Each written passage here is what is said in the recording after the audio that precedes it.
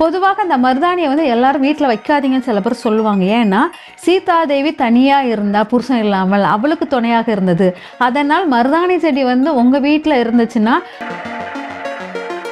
இந்த மாதிரி கண்களை ஒட்டி நம்ம அந்த கண்ணை அடிக்கடி பார்க்கும்போது நம்ம வெளியே போகும்போது பார்த்துட்டு போகும்போது நமக்கு என்ன கேட்குறோமோ அதை வந்து அந்த கண்கள் ஆக்டிவேட் பண்ணும். ஏன்னா கண்களால் தான் அந்த பேசும் மொழியே தான் அன்னைக்கு கண்மைங்கிற ஒன்றை வச்சு நம்மளுக்கு வந்து ஆக்டிவேட் பண்ணி கொடுத்தாங்க. கண் தான் உறுப்புகளில் ரொம்ப அட்ராக்ட் பண்ணக்கூடியது, எல்லாரையும் ஈர்க்கக்கூடியது. அதை வந்து நம்ம கரெக்டாக அந்த கண்மையை வச்சு வைக்கும்போது சில பேருக்கு வந்து அந்த புடவை கெட்டுதலே சரியா தெரியாது, முறைகளே தெரியாது. நல்ல கீழே தலையே கட்டுறது ஒண்ணு. அதே போல் நம்ம வந்து சாமி கும்பிடும்போது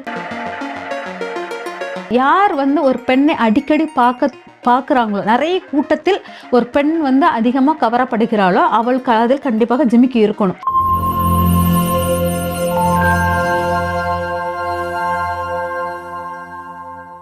காஸ்மோவியூ நேயர்கள் அனைவருக்கும் வணக்கம். இன்றைய நிகழ்ச்சியில ஆன்மீகம் குறித்து நமக்கு இருக்கக்கூடிய சந்தேகங்களுக்கு விளக்கம் கொடுக்கறதுக்காக ஜோதிடர் ஜெயந்தி ரவி அவர்கள் இணைந்திருக்காங்க. தொடர்ந்து நிறைய விஷயங்கள் பேசலாம். வணக்கம். வணக்கம்மா, எப்படி இருக்கீங்க? நல்லா இருக்கம்மா. மேம், இன்றைய நிகழ்ச்சியில வந்து பெண்கள் குறிப்பா பண்ண வேண்டிய சில விஷயங்கள், இந்த விஷயங்கள் செய்யும் போது வீட்டுல என்னைக்குமே செல்வ நிலை உயர்ந்து இருக்கும், நம்ம கிட்ட பண வரவு வந்து அதிகரிச்சுட்டே இருக்கும், அந்த மாதிரி இருக்கணும் அப்படின்னா பெண்கள் இந்த மாதிரியான விஷயங்களை கவனம் எடுத்து பண்ணோம்னா செல்வ நிலை என்னைக்குமே தொடர்ந்து பெருகிட்டே இருக்கும். அந்த மாதிரி ஏதாவது இருக்கா மேம்? கண்டிப்பா நிறைய விஷயம் இருக்குது. நான் முதல்ல மருதாணி செடியிலேருந்து எடுக்கிறேன். ஒரு மருதாணி செடி நம்ம வீட்டில் வைக்கிறோம்னு வச்சுக்கோங்களேன். அந்த வீட்டில் வைக்கிற ஒரு மருதாணி வந்து செல்வத்தை குறிக்கிறது. மாதுளை செல்வத்தின் அளவை குறிக்கிறது. மருதாணி, மாதுளை, துளசி இதெல்லாம் ஒரு வீட்டுக்கு முக்கியமான ஒரு செடிகள். இந்த செடிகள் நம்ம வைக்கும்போது, முக்கியமாக மருதாணி வைக்கும்போது, மருதாணி வெறும் செல்வத்தை மட்டும் இல்லை, மருதாணியினுடைய பூக்கள் வந்து நம்மளுக்கு வந்து நிறைய கெட்ட சக்திகள் வரவிடாமல் தடுக்கும். அது விதைகள் வந்து நம்ம வீட்டில் வந்து தீபாராதனை காட்டும் போது, தூபம் காட்டும் போதெல்லாம் அந்த விதைகள் வந்து நம்மளுக்கு நல்ல பாசிட்டிவான ஒரு எண்ணெய் அலைகளை உருவாக்கும். அதுவும் வீட்டுக்குள்ள யாராச்சும் கெட்ட எண்ணங்களோட நம்மகிட்ட பழகினா கூட வீட்டுக்குள் இருக்கிறவங்களுடைய எண்ண மனநிலை மாற்றக்கூடிய மிக சக்தி அந்த மருதாணி விதைக்கு உண்டு. அதனால் இந்த மருதாணி வந்து அவ்வளோ எல்லாமே பவர்ஃபுல். நான் வந்து எல்லாரும் விளக்க நிறைவேற்றருக்கு தூண்டுகோல் ஒரு பித்தாளை கம்பி வச்சிருப்பாங்க. அதுக்கு பதிலாக மருதாணி குச்சியவோ இல்லாட்ட மாதுளை குச்சியவோ அந்த தூண்டுகோலாக்க பயன்படுத்தினாலும் அதுவும் நமக்கு ரொம்ப வலிமையாக தரும். அதனால அந்த மருதாணியை வந்து நம்ம வீட்டில் வைக்கும்போது முதல்ல அந்த வீட்டில் அந்த செடி வைக்கிற அந்த மண் வந்து ரொம்ப பவர்ஃபுல்லான இருக்கிற மண்ணாக தான் இருக்கும். சாணம் வந்து ரொம்ப காஞ்சி போன அந்த சாணத்தை அதில் கலக்கணும், முக்கியமானது. அந்த சாணத்தை கலக்கிட்டு அதுக்கப்புறம் தான் அந்த மருதாணி செடியை அதுக்குள்ள வைக்க முடியும். அதே மாதிரி இந்த செடி வச்சு அதை நம்ம பறிச்சு கட்டாயம் கையில வைக்கணுமாமா? ஆமா, கண்டிப்பா வைக்கணும். அந்த மருதாணி செடி வச்சு அது பூத்த பிறகு அது பறிச்சா ரொம்ப நல்லது. பூத்த பிறகு சில பேர் வந்து பூக்கிறதுக்கு முன்னாடி அந்த பிஞ்சு செடியிலே பறிக்க கூடாது. எப்பவுமே மருதாணி செடி பூவு காயுடன் வெளியே வந்த பிறகு அது முழுமையான பெண்ணாக முழு திருப்தியாக எல்லாருக்கும் உதவக்கூடிய தன்மையாக இருக்கும். அதனால அந்த செடியிலிருந்து நீங்க மருதாணியை பறிக்கும் போது உங்களுக்கு நல்லா இதா இருக்கும், பெனிஃபிட், ரொம்ப செல்வத்தினுடைய அளவு கூடும் அப்படிங்கிறது எடுத்துக்கோ. இதுக்கான காரணம் என்ன? இப்போ நிறைய பேர் ஆன்மீகம் பேசுற நிறைய பேர் கூட நம்ம கவனிச்சு பார்க்கும்போது ஆண்கள் பெண்கள் 2 பேருமே வந்து மருதாணி வச்சுக்கிறத நம்மளால பார்க்க முடியுது. இதற்கான காரணம் என்ன? அந்த கைகளால நம்ம பணத்தை எண்ணும் போது அது பணத்தை பெருக்கும், அப்படிதானா அது? ஆமா, இது வந்து என்னன்னா இந்த மருதாணி வந்து நம்ம இந்த சீதா தேவி வந்து அசோகவனத்தில் இருக்கும்போது இந்த மருதாணி கிட்ட தான் எல்லா விஷயத்தையும் சொல்வான். அவ வந்து எல்லாமே அவள் அந்த மருதாணி வந்து அவளுக்கு அவ்வளவு சப்போர்ட்டா இருந்தது. ஃப்ரெண்டு மாதிரி அவ்வளவு வலிமை, ஒரு பெண்ணுக்கு வலிமை கொடுக்கக்கூடிய இடம். பெண் கையை எப்படி ஆணுக்கு காலில் லட்சுமி இருக்கிறாளோ பெண்ணின் கையில் லட்சுமி மகாலட்சுமி குடியிருக்கிறாள். அப்ப அந்த கையை வந்து அவ அவ்வளவு வந்து எடுத்துக்கணும். அவள் கையில அந்த மருதாணியை வைக்க அவளுடைய மனதிடம் கொஞ்சம் ஸ்ட்ராங்கா இருப்பா. தன்னுடைய கவலைகள் எப்படி சீதா தேவி கவலையை போக்குனது மருதாணியாக இருந்ததோ அதே போல் உங்க கையில உங்க கூட இருக்கிறது வந்து ரொம்ப பவர்ஃபுல்லா இருக்கும். பொதுவாக அந்த மருதாணியை வந்து எல்லாரும் வீட்டில் வைக்காதீங்கன்னு சில பேர் சொல்லுவாங்க. ஏன்னா சீதா தேவி தனியா இருந்தா புருஷன் இல்லாமல் அவளுக்கு துணையாக இருந்தது. அதனால் மருதாணி செடி வந்து உங்க வீட்டில் இருந்துச்சுன்னா அதே மாதிரி தனித்து இருக்கிற தன்மையாக இருக்கும் அப்படிங்கிற மாதிரி ஒரு இதுக்காக எடுத்து சொல்லுவாங்க.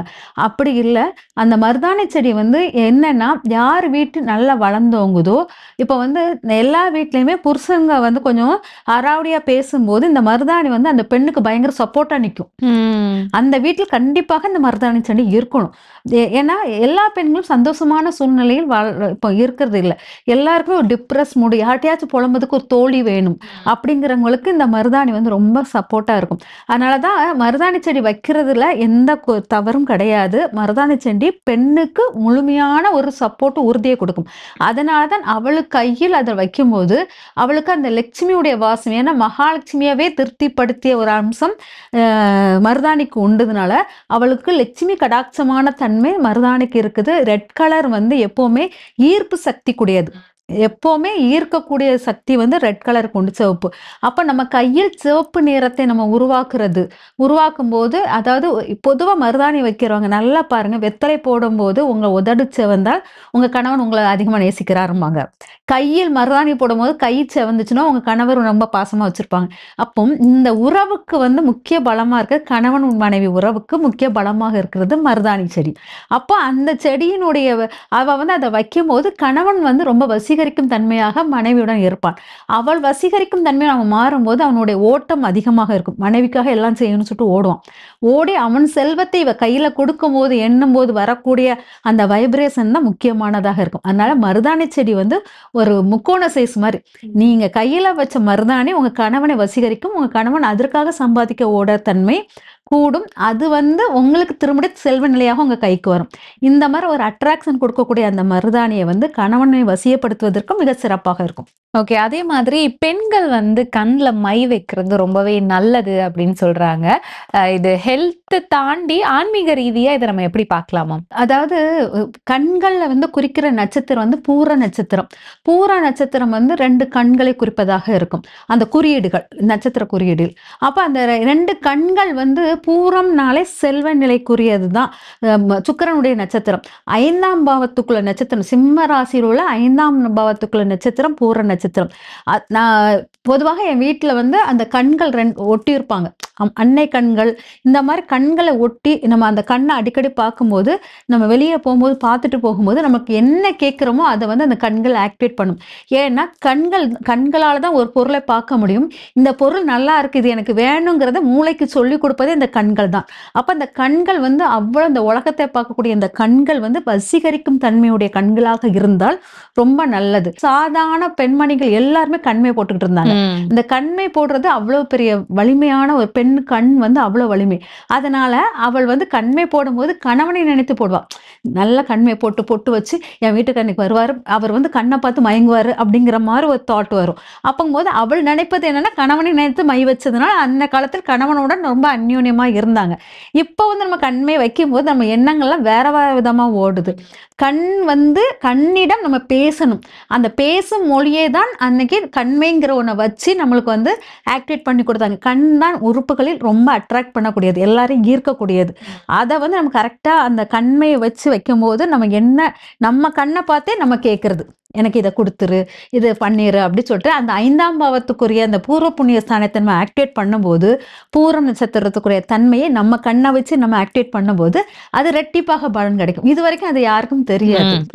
சோ அதே மாதிரி நம்ம போன எபிசோட்ல கூட வந்து பேசினோம், பெண்கள் புடவை கட்டும்போது மகாலட்சுமியினோட அம்சமா வந்து தெரியுறாங்க அப்படின்னு. சோ அதே மாதிரி இந்த புடவை கட்டுதலும் வந்து செல்வ நிலையை உயர்த்தும் அப்படின்னு சொல்றாங்க. அது உண்மைதானா? கண்டிப்பாக புடவை கட்டுதல் வந்து கண்டிப்பா செல்வ நிலையை உயர்த்தும். ஆனா சில பேருக்கு வந்து அந்த புடவை கெட்டுதலே சரியா முறைகளே தெரியாது. நல்ல கீழே தலையே கட்டுறது ஒண்ணு. அதே போல் நம்ம வந்து சாமி கும்பிடும்போது முன்னால இழுத்து வச்சு சொருகிறது ஒண்ணு. தொப்பில் தெரியாமல் புடவை கட்டுவது ஒரு அழகு.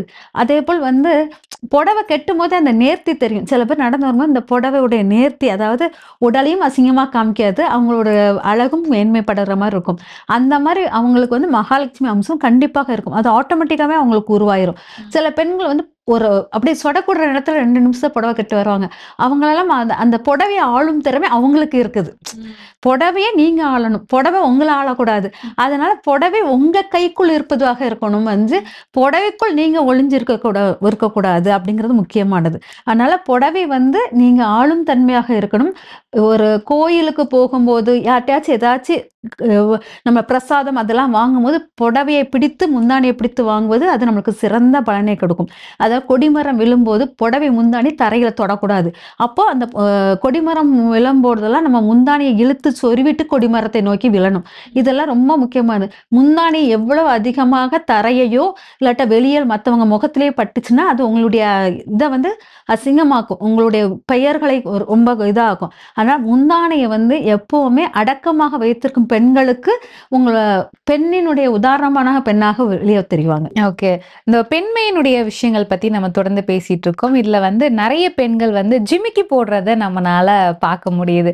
ஸோ இதற்கு ஏதாவது தொடர்பு இருக்கா மேடம்? அதாவது பெண்களுடைய கம்மல்ல வந்து ஜிமிக்கி வந்து ரொம்ப பவர்ஃபுல்லானது.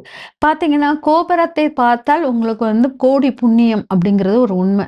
பார்த்தீங்கன்னா, ஜிமிக்கி வந்து கல்யாணம் ஆன உடனே ஒரு ஜிமிக்கி போட்டு விடுவாங்க.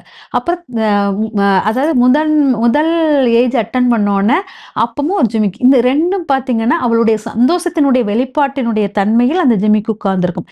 பொதுவா இந்த ஜிமிக்கி யார் வந்து ஒரு பெண்ணை அடிக்கடி பார்க்குறாங்களோ, நெறைய கூட்டத்தில் ஒரு பெண் வந்து அதிகமா கவரப்படுகிறாளோ, அவள் காதில் கண்டிப்பாக ஜிமிக்கி இருக்கணும்.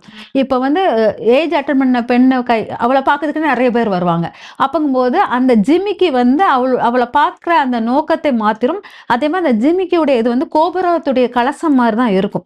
மேல உள்ள அந்த கலசத்துடைய தன்மையா தான் இருக்கும். அதனால அவங்களுக்கு வந்து நெகட்டிவாக வராது. அதனால அந்த ஜிமிக்கி போடுவது பார்க்குறவங்களுக்கு நல்லது. அத போட்டிருக்கவங்களுக்கு நல்லது. அதனால தான் அந்த ஜிமிக்கி வந்து ரொம்ப அந்த ஏஜ் அட்டெண்ட் பண்ண சமயத்தில் கண்டிப்பாக ஜிமிக்கி போடணும். அதே சமயம் நம்ம வந்து கல்யாணம் ஆன பிறகும் ஜிமிக்கி கண்டிப்பா போகணும். ஏன்னா கணவன் வந்து ரொம்ப ரசிக்கிற நேரம் அது. அதே மாரி எல்லாருமே இது புது பொண்ணு அப்படிங்கிற ஒரு தாட்லயே பார்ப்பாங்க. இந்த இடத்தில் வந்து உங்களுடைய வைப்ரேஷன் வந்து எல்லார் மனதிலும் நல்ல விதமாக இருக்கணும்.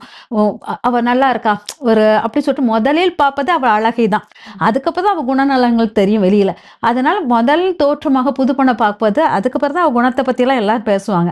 அந்த தோற்ற பொலிவுக்கு அந்த கோபுரம் மாரி இருக்கிற அந்த ஜிமிக்கி வந்து எல்லார் மனதையும் மாற்றும். இவ நல்ல நல்ல பொண்ணு, நல்லா சூப்பரா இருக்கா, அவனுக்கு ஏத்த பொண்ணு அப்படிங்கிற தன்மையெல்லாம் அந்த கொடுக்கக்கூடிய தன்மை அந்த ஜிமிக்கிக்கு உண்டு. அதனால திருமணம் ஆன அந்த தாலி கட்டுற அந்த சமயங்கள் எல்லாத்துலயுமே ஜிமிக்கி வந்து முக்கிய பங்காக இருக்கும். அந்த காலத்துல இருந்து ஜிமிக்கி வந்து அவ்வளவு பவர்ஃபுல். அதனால ஜிமிக்கி போடும்போது கணவன் வந்து அடிக்கடி இந்த ஜிமிக்கி பார்த்த பெண்ணை போட்டு அந்த பெண்ணை பார்க்கும்போது அவனுக்கும் அது வந்து ரொம்ப சக்சஸ் கொடுக்கும்.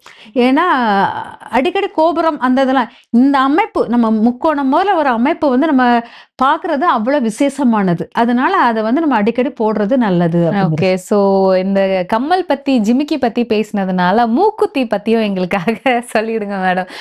நெறைய பெண்கள் விரும்பி போட்டுக்கிறாங்க. சிலவங்க வந்து நம்முடைய கல்ச்சராவே வந்து அத ஃபாலோ பண்றாங்க. ஸோ இது பெண்கள் பண்றதுக்கான காரணம் என்ன? இது பண்றதுனால நம்மளுடைய செல்வ நிலைக்கும் ஏதாவது தொடர்பு இருக்கா? அதாவது ஒரு ஆண் பெண் உறவில் வந்து மூச்சுக்காற்று பெண்ணுக்கு அதிகமாக வீசும். அப்ப காளி அம்சமாக உருவெடுப்ப மாரி இருப்பா. அப்போ வந்து அவள்கிட்ட இருந்து அதிக உஷ்ணம் வெளியே ஏறிக்கிட்டே இருக்கும். அந்த உஷ்ணம் வந்து அவ்வளவு உஷ்ணமான ஹீட் அவ மூச்சுக்காற்று வந்து அந்த கணவனுக்கு பட்டுச்சுன்னா, அது வந்து அவனுடைய உடல் ஆரோக்கியத்தை கெடுக்கும் அப்படிங்கிறது முக்கியமாக உண்டு. அந்த சமயத்தை தடுப்பதற்காக மூக்குத்தி. அந்த மூக்குத்துடைய தண்டு வந்து அந்த உஷ்ணத்தை ஸ்பீட் பிரேக்கர் மாரி அப்படி ஒரு தடுக்கிறது. கொஞ்சம் அந்த உஷ்ணத்தின் அளவ குறைச்சிரும். அப்பங்கும்போது அந்த இடம் வந்து அவருக்கு உடம்ப வந்து கெடுக்காது. அதனால தான் ஏஜ் அட்டெண்ட் பண்ணோனே அந்த காலத்து ஏஜ் அட்டெண்ட் பண்ணோனே கல்யாணம் வச்சுருவாங்க. அதனால ஏஜ் அட்டெண்ட் பண்ண அப்புறம் தான் மூக்குத்தியே போடுவாங்க. அந்த மூக்குத்தி போடுறது வந்து ஒரு கணவனுடைய ஆயுள் வந்து பெருக்குறது. அந்த காலத்து 2 மூக்குத்தியுமே போடுவாங்க. ஒரு மூக்குத்தி கிடையாது. ஆனா 2 மூக்குத்தியுமே போடுவாங்க. 2 மூக்குத்தியும் போடுவது நல்லது. அதாவது வலது பக்கம் போடுவது கணவனின் ஆயுளுக்காக. கணவனுடைய இந்த இடத்துல தான் மூச்சு ரொம்ப ஓவரா வரும்போது இந்த ஹீட் பெண் வந்து இந்த ஹீட்ட வந்து கணவன் தாங்க முடியாது. அதனால் நம்ம வலது பக்கத்தில் போடுவது. இடது பக்கத்தில் போடுவது பெண்ணுடைய ஆரோக்கியத்துக்காக. இந்த 2 எதுவுமே பேலன்ஸ் பண்றதுக்காகவே அவங்க வந்து 2 பக்கமும் மூக்குத்தி போட்டது தான் உண்டு. ஆனால் நம்மளுக்கு வந்து மூக்குத்தி போடுவது வந்து ஆரோக்கியத்தை நம்மளோட அந்த ஒரு இந்த லைஃப்குள்ள போகும்போது, இல்லற வாழ்க்கைக்குள் போகும்போது கணவனுக்கு நம்மளால் எந்த இதுவும் வரக்கூடாது. நம்மளுடைய வெப்பத்தை அவன் தாங்கணும் அப்படிங்கிறதுக்காகவே அந்த மூக்குத்தி உடையது. நிச்சயமா. ஸோ இன்றைய நிகழ்ச்சியில எங்களுக்கு தெரியாத நெறைய ஆன்மீக தகவல்கள் எங்களுக்காக பகிர்ந்துக்கிட்டீங்க. ரொம்ப நன்றிம்மா. நன்றிம்மா.